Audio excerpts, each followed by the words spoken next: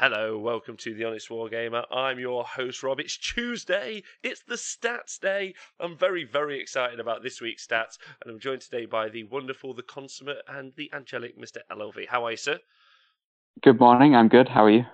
I'm really good. Thank you very much for asking. I am just in the studio ready to kick it with everyone. I hope everyone is well. Wait for everyone to jump into the Twitch chat.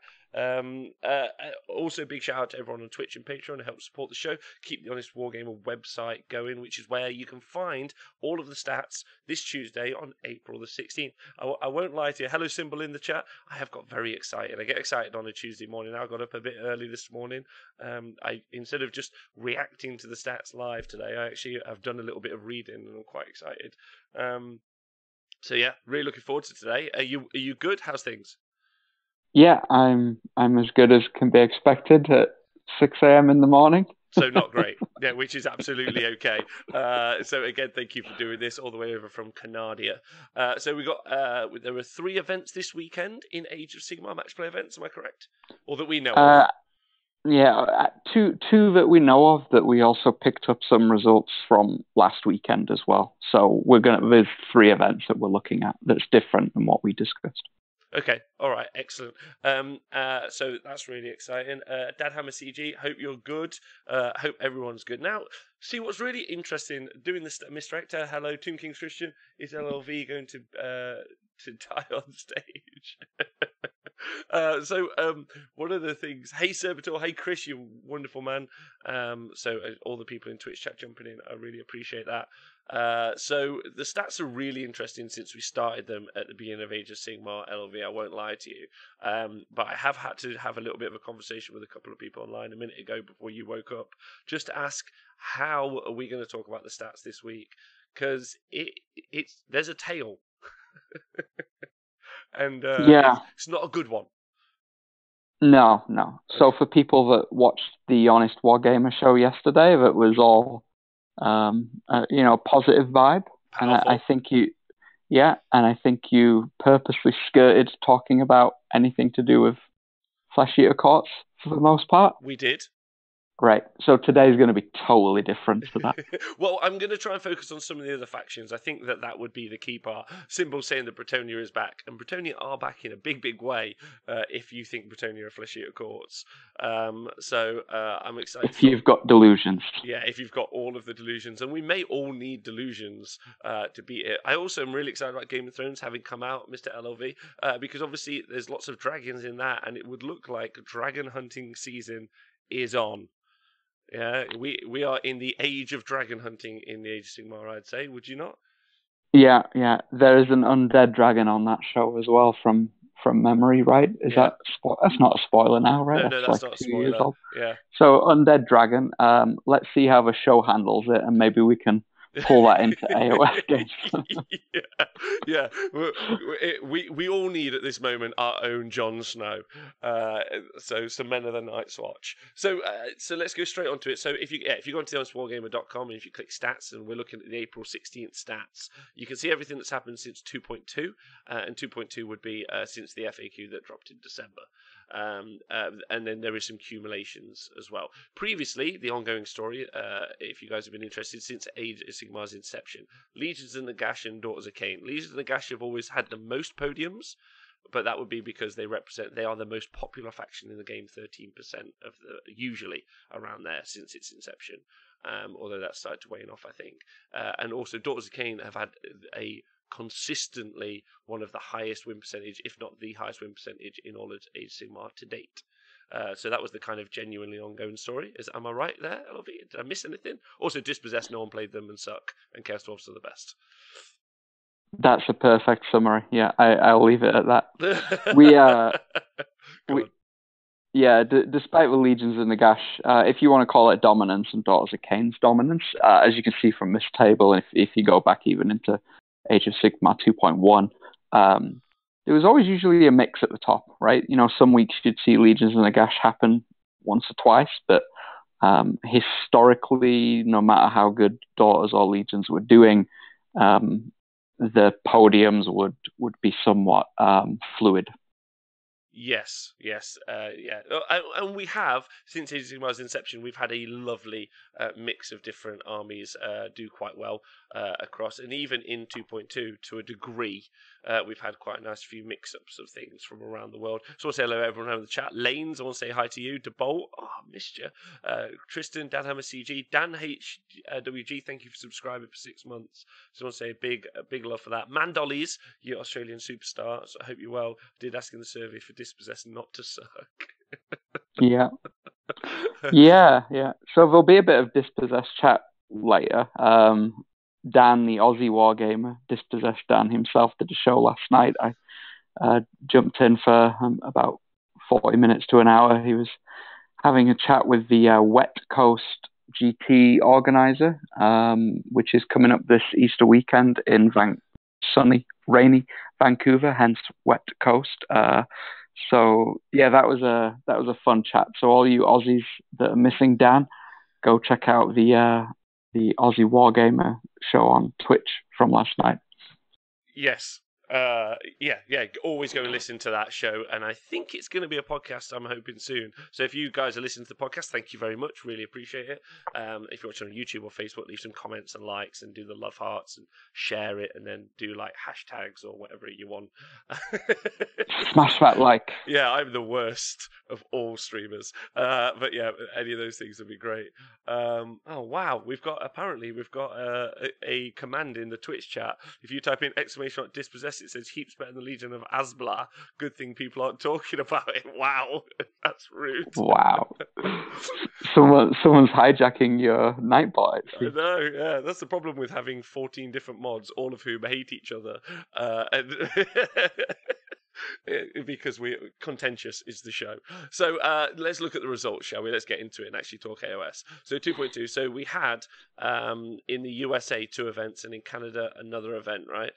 They all so both the is this another replica? LV, is this right? Both had 36 attendees. No, that's correct. All right, so they had Iron Realms event, and we had the Broadside Bash, and then over in Canada you had Tirou de Grand Cloche. I hope I've done that justice. Please don't. Perfect. Yeah, perfect. I'm happy about that. Please don't burn any churches because I got it wrong. So fuck. Yeah. Shit. So too soon. Too soon. Go on. Is that all the AOS players? It's got to be, right? They're no, let's not do it. Let's not do it, LLV. Let's walk away. Let's walk away. Okay. Yeah. About turn. Yeah, okay. About turn. I want to say something thank you about to flesh eater courts living in. Yeah. Anyway. Yeah. So the Tirou, it's orange, and that just to remind people, that just means that we have the podium results, but I don't yet have the full data.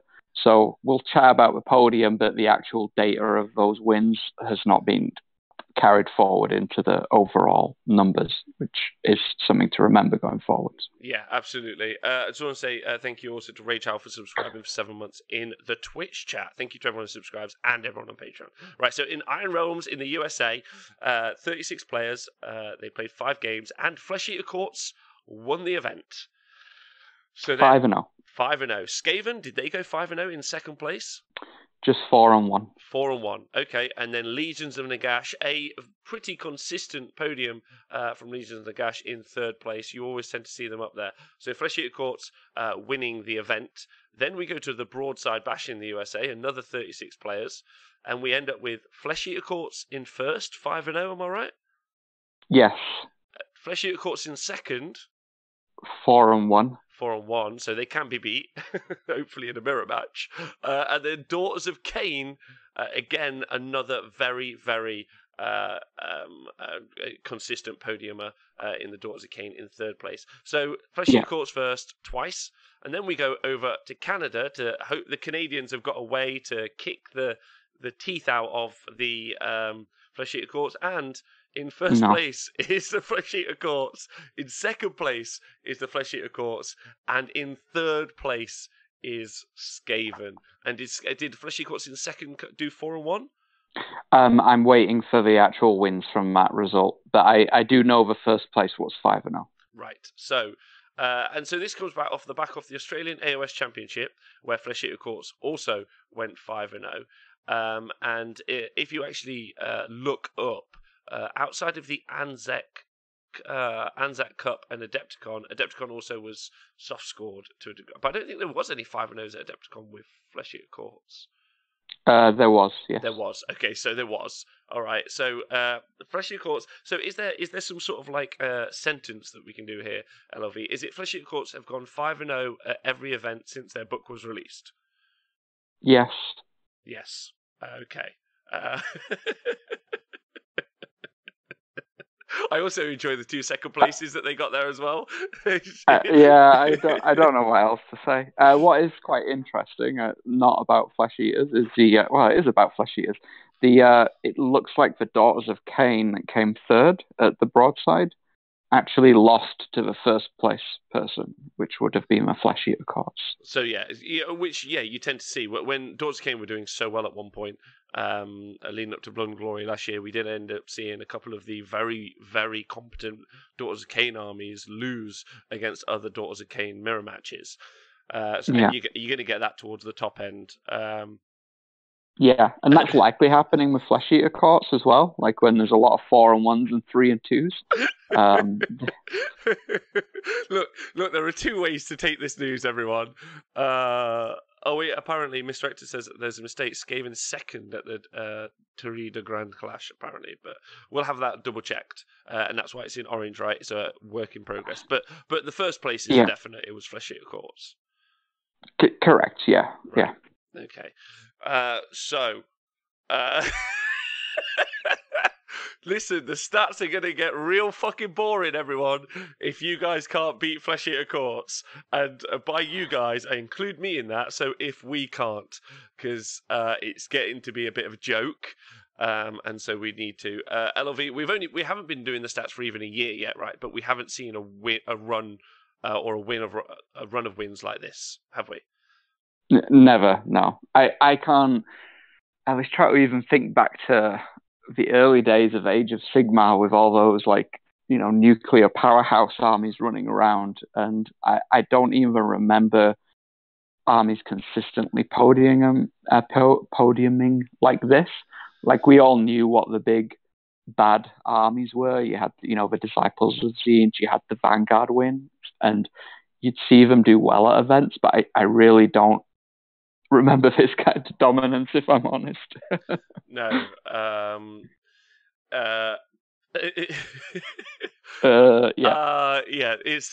It's just ludicrous, gentlemen and ladies listening. It's just ludicrous. There's nothing else to be said. They are a powerhouse unto themselves. It's been replicated in the US, Canada, the UK, Sweden, Australia. It's everywhere. It's not one person doing well with the army. It's the army doing well in every country, consistently every week. And what's really interesting about that piece of information is it means these people, while they may have practiced since the book launched, some of those cases will be the first time out with the army, right? Or maybe their first event. So this isn't a series of really well done. So when we saw Flesh Eater Courts before the book came out, obviously we saw Bill Sousa do so well with them, with an army he practiced really, really well. And the Hosts of Slaanesh have been like a constant story that we've been talking about on the show. Or something like Nighthorn that won the Anzac. So again, someone using even the Purple Sun, which was insane if you listen to last week's show. So the whole world. And this is what's nice, LLV. I won't lie to you. We got 2 ways of viewing this. We go, okay, probably they're busted and there's a whole conversation. Or there are 3 lines of reasoning I've heard from different kind of like people who put content out, right? Number 1, we all need to learn to play against them, and it's just that we don't know how to play them is what the issue is. I would say that's probably quite false. Yeah, I've read that. I have a bit of a comment on that quickly.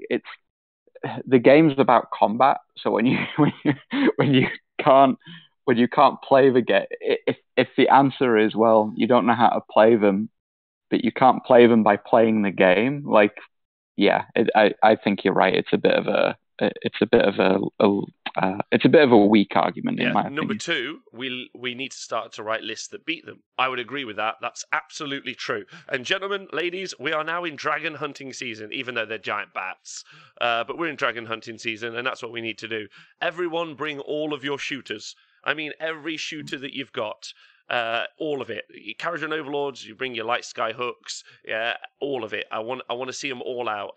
I want to see cannons. I want to see. I'm going to take 4 Iron Demon war engines. I want to see gun lines. I want to see absolutely everything.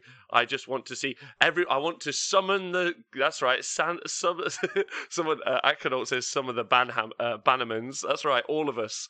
All of us together, we're all against the Flesh Eater Courts. And Flesh Eater Courts players, if you are one, you continue to be a Flesh Eater Courts player. I'm not criticising your choice. I'm saying that's fine, but be prepared to be shot off. So we're talking long strike lists from Stormcast. We're talking Warp Lightning Cannons and Doom Wheels, which I actually think are really good, from Skaven. I'm talking, we're talking Magma Pikes from your new Fire Slayers. Khorne, and Iron Jaws, you're fucked. Unless, actually, no. Decide to do Foot of Gork and just keep rolling 4+s. That's my plan. Tzeentch, just do all of the mortal wounds at range. Just come on. Yeah, all of us need to kill a dragon. LOV. Yeah. We need to kill a dragon. Let's do it. Yeah. You know the positive, Rob, is last week Games Workshop actually made this way easier for us. Like, we was all trying to be clever and try to work out, well, if I do this 6-inch pile-in and tag this unit here, then we'll go in, and they can't even fight. Well, GW helped all of the players out there, and they just said, guess what? This doesn't work anymore. So now all we need to do is focus on shooting. Yes. Thank you, Games Workshop. Yeah, they did have a big they did have a big boost from the Khorne FAQ for some insane reason. Also, I've heard at the Bravery World British Open there will be a stall selling skull cannons if anyone's interested, and also selling Sylvaneth Wildwoods. But that's a different conversation. So yeah, Flesh Eater Courts are fucking insanely good at Warhammer. And we all need to beat them. So, would a Hurricane be effective? Yes, absolutely, that would be effective. So, why don't you all take Bow Hunters from from Sylvaneth? Shoot them. Hurricane and 4 Celestar Ballistas would be quite good. Ballistas. So Stormcast. Stormcast have got long strikes, which arguably I think are a little bit better. So you've got that, but you've got long strikes and ballistas if you want to. What other armies? Take them both. Just put them both. Yeah, get them all in there. Get everything that you can. Still take your skull cannons, Khorne guys. Just hope really hard. What else? Seraphon, all of the not even the Razordons. Get all of the salamanders. Yeah, just do 16 salamander shots. That should burn one to death in a turn.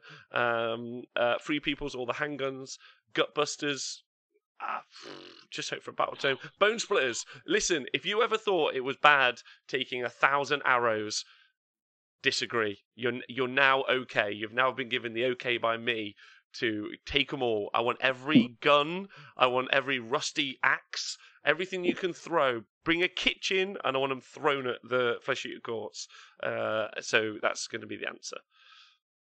It seems that way, yeah. I did a quick fact check on the Quebec event.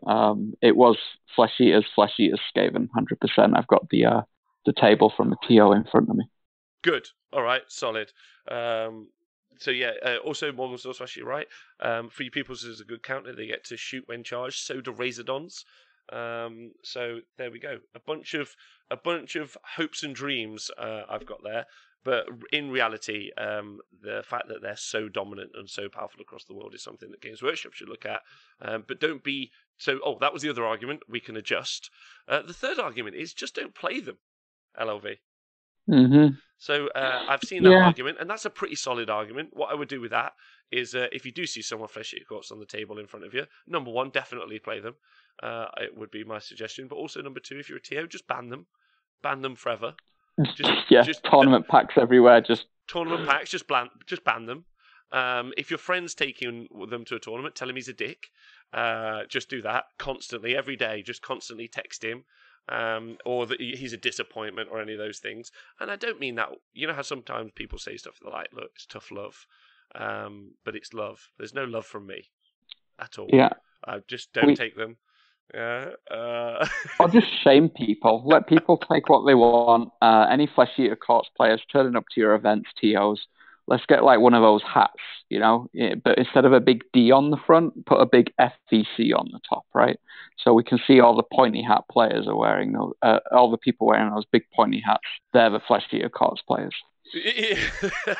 Yeah, that's it. Or as a TO, make sure that they have to wear some sort of special hat or T-shirt, whatever. Or again, Game of Thrones style, let's all get a bell and then just like ring it near them and shout shame constantly as they move their models. Every time, or in fact, everyone at home, if you'd like to buy a bell, and then every time they say, I'm using my command ability to attack twice, just ring the bell loud. Ring it, shame on thee. Shame. So, morning, Sinise, and then Tuki Tristan says he does that already, which is awesome. All right, we're done with that. They're stupid good, and they're stupid strong, and the stats support that. And there is a variety of people suggesting options, but realistically, you're going to have to look at your army, redesign it to deal with them and deal with them specifically. That's going to have to be your plan.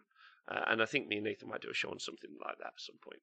Right, let's move on, shall we? To the winner's circle, sorted by first place, second place, and also congratulations to everyone who won with those armies. Congratulations on winning the tournament. All love and power to you. Sorted by first place, second place, third place. What can I learn from this table, sir? The running narrative is Flesh Eater Courts is really good, I guess would be what today's show is about.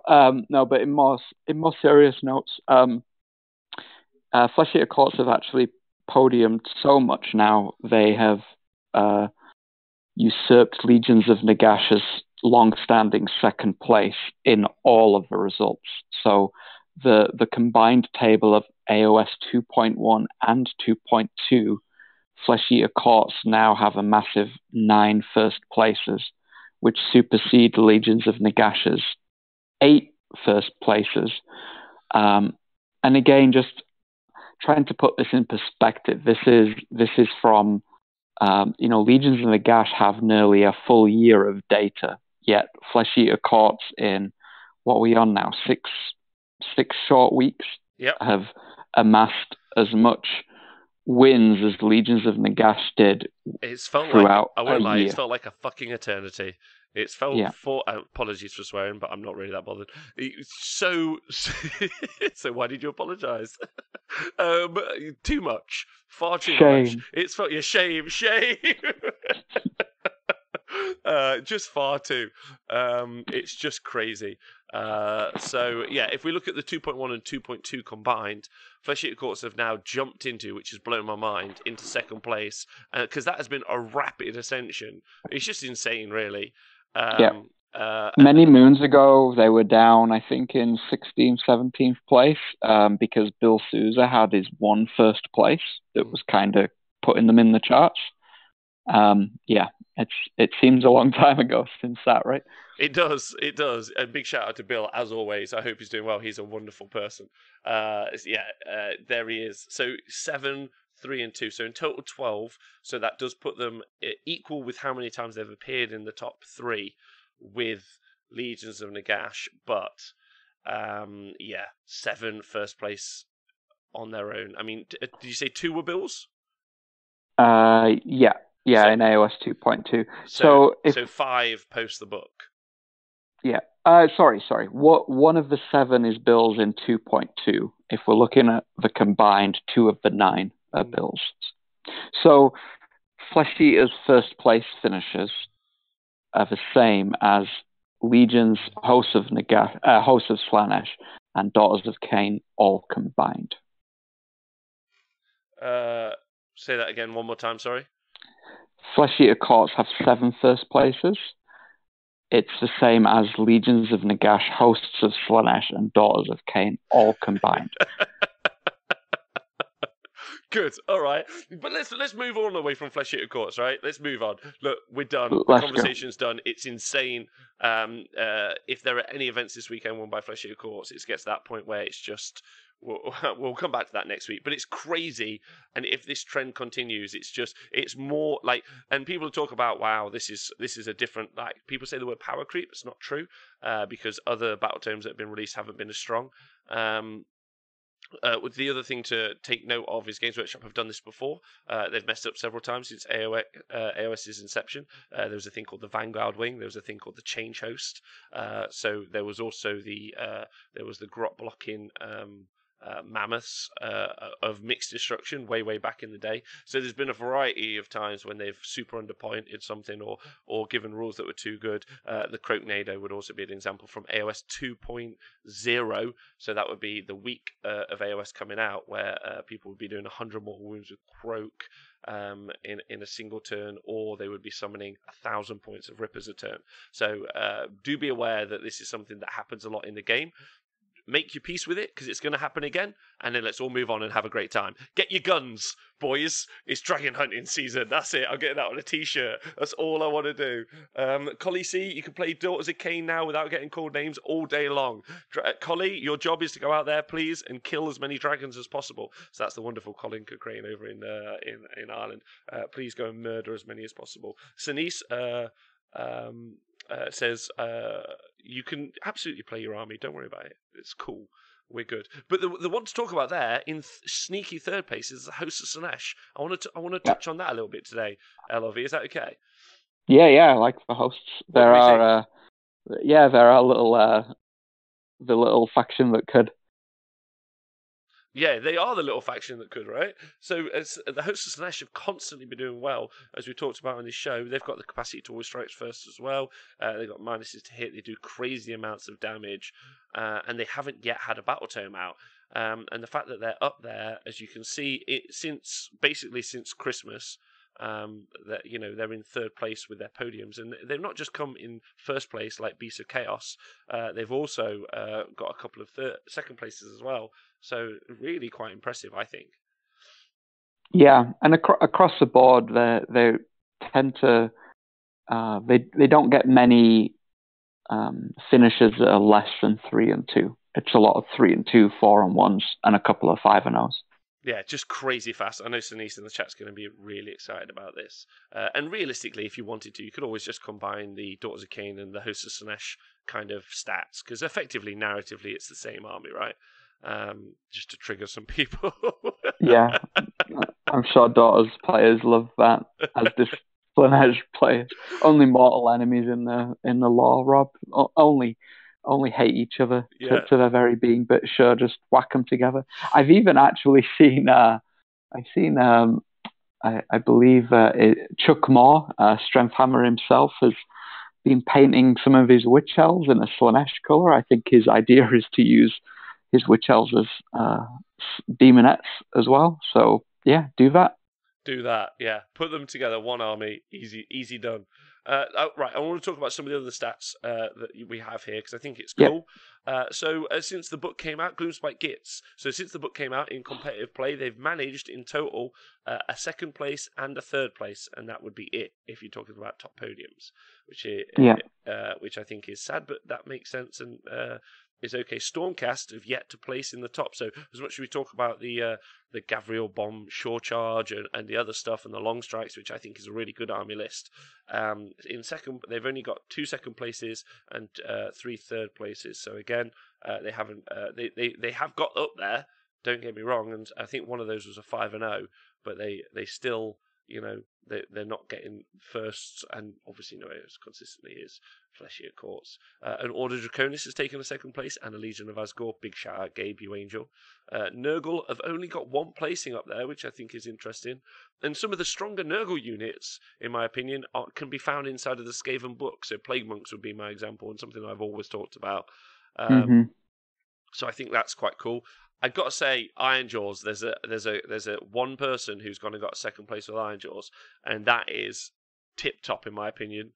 Tip top. Like, I would say that against all of the threats, I wouldn't know how to do well with an Iron Jaws army at the minute. I think that was at Acon as well. No, it wasn't at Acon. No, it was at the Painting Masters.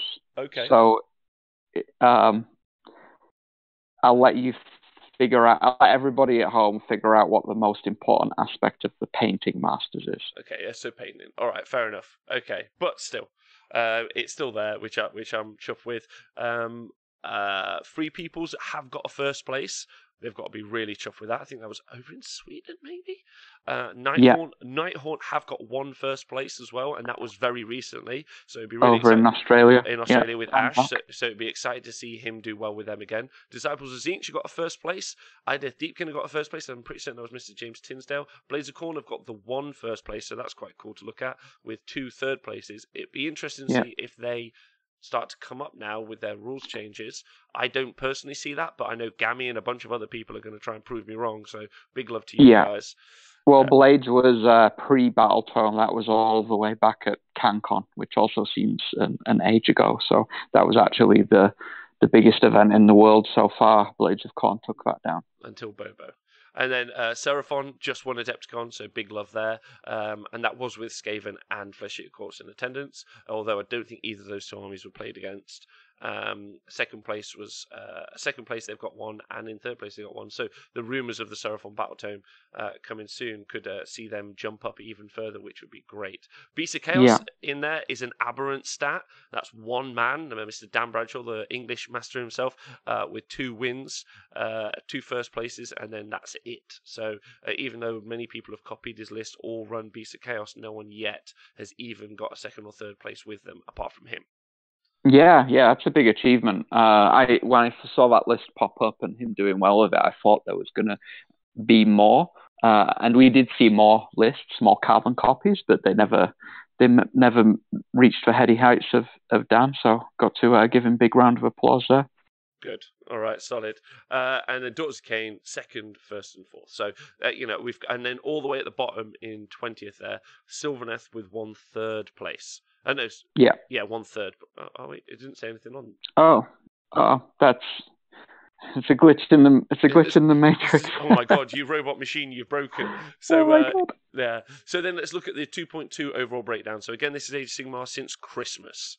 What's to learn here, sir? So just on the last thing, Sylvaneth was a third place. Yeah. It is in the right place. So yeah, what we just said about podiums, the next table, I think this is even more important if we're looking at 5+ wins. And it's sorted by 5+ wins. So that's kind of your third column across this big table of numbers. Yeah. So obviously, if we're not talking about them, obviously you've got Flesh Eater Courts. It's quite interesting that just to touch on them quickly, Legions of Nagash have 12 5+ wins, and they're at the top. But their meta percentage is 12%, and they've been used 140 times. So in comparison, Flesh Eaters have 10 5+ wins, but they've only been used 58 times. So 1/3 of Legions of Nagash, and they're only 5% of the meta, which is about a third again. So if you was to extrapolate that and say, okay, well, roughly if they kept on that performance arc, if Flesh Eaters had been used as many times as Legions, you'd be looking at 35+ wins. Wow. Okay, yeah, so they'd be on 30 if they had the same... Well, I mean, that wouldn't quite work out, but yeah. Wouldn't quite, but it's interesting to note that they've not so much for meta percentage. The big thing is the total used. It means as a percentage, the total used as far as getting a 5+ win at a tournament is huge, right? Yeah, and we saw that similarly, and they're almost mirrored, I would say, or they run parallel with Daughters of Cain, right? Who always would not be very well represented, so 4.8% of the time, as you can see there now, although they've dropped off, but they used to sit around 5% in AOS 2.1 when they were so dominant, and we would talk about them often and always, and they would be riding on that kind of 70 to almost 80% win rate.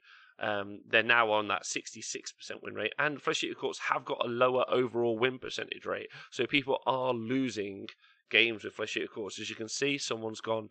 Sorry, Rob. Yeah. I've got to interject. The 61%. Yeah. Again, more no more good news. The 61% is It's lower. including, yeah, but it's including their pre-battle tome stuff. Oh, So oh God. so so it was that percentage was in the 40%. Yeah. So the fact that they've climbed up, if I take out everything pre-Flesh Eater Court's battle tome, that percentage is a little over 70 right now. Do you know what would be really interesting for next week? Would be to do something like a Flesh Eater Courts or a Daughters of Cain comparative with something like that sits around that 5% mark, like Sylvaneth, Iron Jaws, or Blades of Corn. It'd be really interesting to kind of, since since the inception for the past, that would be a cool graph to do. I'll ask you about that, or I'll try and do that myself, but that probably will look terrible, like a child's drawing a picture. Yeah, I can pull stuff together. So sometimes, and that's a great suggestion as well. People on Twitter, people in the Twitch chat, people on YouTube. If you have suggestions of some comparative analysis, and try to cover everything for everybody, that we can kind of delve in and go, okay, well, how is Flesh Eaters comparing to what Daughters of Cain run was? I just need to know what people want to see, if that makes sense. Perfect. All right, yeah. So that would be really cool. But again, yeah, 10 podiums. It's crazy. Only 5% of the meta, 61% win rate. But let's look at some other people. So especially people who've got my hopes and dreams set on, which would be the Caradron Overlords. 2.1% of the meta so far. Let me just double check and make sure I'm following this. 41% win rate. They have they've got 5 wins once. And then they quite often go 2 and 3, so they win 2 and lose 3, or they tend to win 1 and lose 4. But listen, if you're sat there on a bunch of Sky Dwarfs, you're almost at this stage destined to be the heroes of the tournament. Your job is to scare every bat and Ghoul King on Terrorgeist into submission and shoot everything to death. Please and thank you, if you don't mind. Yeah. There's some other good, as far as shooting armies. We mentioned Stormcast with the Raptors and things. You'll see we mentioned they hadn't podiumed in AOS 2.2, but they have had 4 times where they've gone 5-0. So I know at least 2 of those 5-0 lists have been recent, and they have been of the shooting variety. One was very heavy ballistas, and one was very heavy Raptors that actually just at Adepticon just got. Okay, so yeah, something to be aware of. Stormcast shooting is solid, it's strong, you've got some good magic support, you've got some great tank units, although arguably no unit is good a tank unit anymore, although come on Fire Slayers, with your 2-up savory rolling 1s, 4-up ignore, on 60 wounds immune to Battle Shock. The rock and the hard place may finally get to face each other, so I'm looking forward to that. I'm also looking forward to Order Draconis going out there and being the dragons that eat the bats, showing the Ghoul Kings on Terrorgeist who is the real king of the sky. Yeah, talking about Game of Thrones, that's a fantastic matchup, isn't it? Order Draconis versus Flesh Eater Courts. I'm sure once the Bobo coverage rolls around, we should get at least one game like that. Hopefully, fingers crossed. Yeah, that would be fun. Our Game of Thrones death match. Which I think is exciting. Skaven also, and Skaven are doing something very clever at the minute. All the Skaven players are being quite sneaky and not winning every single tournament at the minute. They're just biding their time, waiting for the General's Handbook points changes, and then they're going to get us, I think. So we're caught in a rat trap at the minute. But they're not as popular, 3.5% of the meta. So do you think that's what it is, Rob? Are the Skaven players purposely tanking their scores? They're getting to the heady heights, and then in game 3 they're like, yeah, I'll just ease my foot off the pedal here. They are just very clever boys. That's what they're doing. So they're working it out, I think. So we all need to be cautious and watch out for those guys. Stormcast also have dropped some points as well. They've dropped. God, let's get this correct. Sorry, Stormcast they've got a lower match win percentage now than they did previously. They used to sit around 50%, and they're now starting to float around 47%, which actually I find quite telling. And then Idneth have come up a little bit into that 59% win rate, and again they sit around that 5% of the meta. So we do talk about eels being an issue in the game. but they very rarely have won tournaments, but they do quite consistently go 4-1. And as you can see there, 18 times they've gone 4-1. Yeah, it always seems to be like that one matchup, and I'm not even sure exactly. It's not like it's even one I can't point to a faction and say they struggle. It might be mission dependent, which is interesting. So, but yeah, 4-1 is like you find that though with these swingy armies, right? I think Caradron used to do that a lot when they had the all-in drop. Like it's fine having this great all-in drop alpha, but sometimes it doesn't work, and then that's where you get your 4-1s, I think.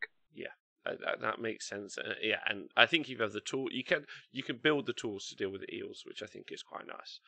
And they are fairly susceptible to a couple of issues, right?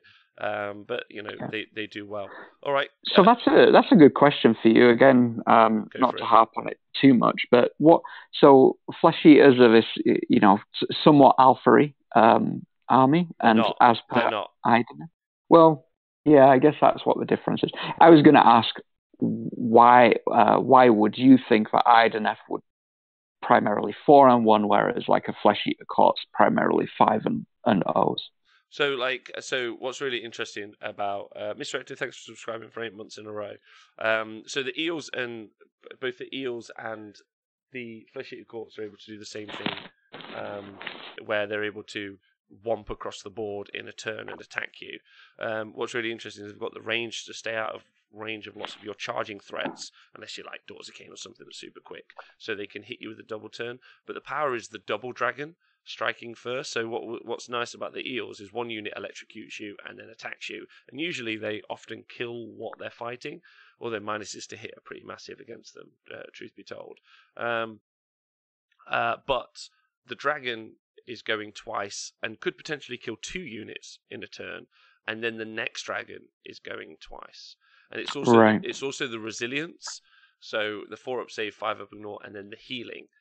They generally can heal, and then also if you go in Gristle Gore and you're making it so you can't charge them, whereas the eels you can charge them in turn 1, you can charge them in turn 3, or if they flip the tides. The eels are just easier to manage, in my opinion.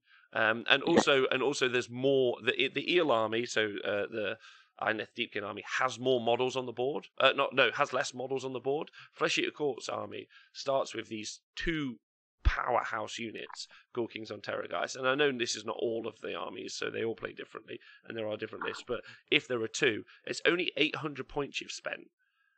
Mm-hmm. And each one of those 2 400 points sits near a throne and generates a free unit. So they're actually really only worth about 300 points each. So on the board you're using 600 points of model, which can win you the game. Whereas you can take an Art Regent. He can summon a 200 point unit, so you got an Art Regent for free. So you basically Flesh Eater Court's army is around once they've had their first turn. It's a 2,000 to 2,600 point army, somewhere in there, depending on what you take. And there's even like a build if you really want to, where you can put 1,000 points on the board in the first turn, extra to your army, and then you can go. So while the eels do all of the work in the Ineth Deepkin army with no summoning, the Flesh Eater Court's army relies on only 2 units to do almost all of their bullying, and they've still got 1,200 points plus any summoned units on top. So that's the difference between we're going to go 5-0 every week and we're going to go 4-1 quite often. Yeah, it's got the redundancy. Not busted at all, right? Look, the stats are just going to say what the stats say, right? Like, I've told everyone in the world to go into your shed, find a gun, a spear, whatever you can get, like a magical time bomb. Yeah. Get some Nerf guns. We don't condone real guns. Bring some Nerf guns to tournaments. You know, those Nerf guns that shoot those plastic bullet things, and just actually shoot your opponent's models. That's it. Every time they say they're going to do the Terrorgeist scream, walk around the table and just scream in their ear in a piercing noise. So that would be what I would say is the difference. So the next chart is the 2.1 versus 2.2 comparison. Yes, sir. And in here you see the match win difference percentages, and also the meta percentage difference, which is, and like we said last week, about 1% shift isn't a big deal. but things like Flesh Eater Courts and Skaven, which are new battle tomes, getting a kind of like 4% increase is quite big, and Gloomspite Gits also. So as you can see, new battle tomes means more people get into the army. Yeah. And Flesh Eaters, like Skaven, are a little different because they didn't have a battle tome. So they have 0 representation in 2.1, whereas Flesh Eaters had a small representation, but still a massive upswing. And that's actually growing from week to week. That is something that you don't see on this table, but the table might be too long. We might have to post it somewhere other than on the website there or in the show, but that number of Flesh Eaters actually has been slowly ticking up week by week, as has their win percentage. All right, good. All right, good news to know. Yeah, and then you can see obviously the huge increase. But then also, so the one stat I would say that's really important to look at here is that Host of Slanesh win percent difference. Dash Me, thank you for subscribing for 9 months. Appreciate that loads. So yeah, 9.1%. So they're doing better than they were in 2.1 as well. And there's been no changes to them. So that would just mean that people are just playing them better. Also, Scourge Privateers are doing, and Swiftwater Agents are doing 50% better than they did, because those guys are heroes. Right? Yeah. And I'm not letting that slide. Kharadron Overlords also doing better because there are more monsters to shoot out the sky. So I think that's something worth noting as well. Also, Gitmob doing better because of a single war boss. Timmy's his name, and shooting things and stabbing them is his game. So yeah. So the armies that have 0 representation or very little representation, obviously, 1 or 2 players getting some results are going to swing this massively. So I think it's an ongoing narrative week to week. You get your army represented, and you can affect these numbers, which is great. Yeah, no, actually, Mr. Rector in the chat makes a really solid point that I need to point out about the Host of Slanesh. They did get some new stuff, didn't they? They got some new models in Wrath and Rapture, and also Battalion. So yes, update to Fiends and the Harp. So agreed. So they did get better since Wrath and Rapture. Fiends got a lot better. Obviously, they got the new Harp Lady. I think the big one is there's a small. It was a tweak to Demonettes, but it was around exploding hits, so it just gave you an automatic hit instead of having to roll for it or something similar. So it was a very small tweak, but I think quite relevant because it meant that output actually went up quite a large percentage. So, all right, cool. So let's look at AOS Wet Coast GT analysis, which is this weekend. Did Dan do this yesterday on the show? Yeah, we covered it mostly on the show. I just wanted to throw it in here because I thought it was interesting for the wider stats for the people that didn't catch Dan's show yesterday. But if you want a full in-depth rundown as well as some list reviews, go check out the Aussie Wargamer. But on the Honest Wargamer. So there's actually a channel called the channel called the Aussie Wargamer. On the Honest Wargamer, check out the Aussie Wargamer. Yeah, that's the mouthful. Yeah. Just go to the Honest Wargamer and watch for Dan's show. Just look for Dispossessed Dan. Yeah, there we go. So Wet Coast analysis, that's cool. Skaven quite popular. Nurgle popular, which I think is Skaven. I think are going to be things you see a lot, and as people have pointed out in the chat, and I agree with, and I've echoed my thoughts from the past few weeks, it's an army that people are still building and painting, but once we do see them hit the tables, we're all in a lot of trouble, in my opinion. Mm-hmm. Big takeaways here was Ironjaw is massively represented on the West Coast, and Wet Coast is not a spelling error, as was asked. It's a play on words because it's very rainy in Vancouver, so hence Wet Coast GT. So other takeaways, only 1 Flesh Eater Court player, a single Host of Slanesh player, which is also interesting to see, and Stormcast and Legions are massively underrepresented compared to the rest of the world. Okay, yeah, interesting. That's cool. And then finally, a Dispossessed player. I know there was one last week as well, but we finally see the Dispossessed have finished writing all of their grudges that they've accrued over the Christmas period, where they didn't get all the presents that they wanted. They've written it all in the Book of Grudges, and now they are out there to cause more grudges. That's what they're doing. They're enacting their revenge. So good luck to Dan this weekend. I hope he does well. That is Dan the man himself. He will regardless what he does, he's going to change that 0%. Whether it's for the better or for the worse, there will be a number. There will be There a will be a number, Dan. on here. You Yeah. do it. I can't wait to see how he does. So listen to that show on Monday. yeah, we played a quick game last night just to close, Rob. We had to guess our top 3 of this event. Yeah. So I will throw that over to you. Who do you think's coming third, second, and who's going to take it down? Just purely on faction, obviously. Skaven are going to win. Third place? No, Skaven are going to win. Okay. Sorry. Okay. Deepkin are going to come second, and then Legions are going to be third. Interesting. Yeah. That's interesting. Okay, so lock that down, everybody. We'll revisit. I'm sure Dan will revisit that last week. My choices for the people that missed last night's show was I put Host of Slanesh in a cheeky third. I went Daughters of Cain in second, and I'm betting it all on that one Flesh Eater Court Gristlegore player. I think he's going to do it again, 5-0, but we'll see. So there's 2 mixed order armies, right? And traditionally they're shooting. So I think that's their hard counter. So, well, not necessarily, but could be. You got Sylvaneth. Now Sylvaneth can't really deal with them, but Sylvaneth are tough to play in the right scenario. So it depends on the pack. And then you got the 2 Stormcast armies. They could be shooters too. And then one is a shooter. One's actually a Raptors list, yeah. And then you got the Skaven, who arguably are better than Flesh Eater Courts in every way, but requires time to play and put together.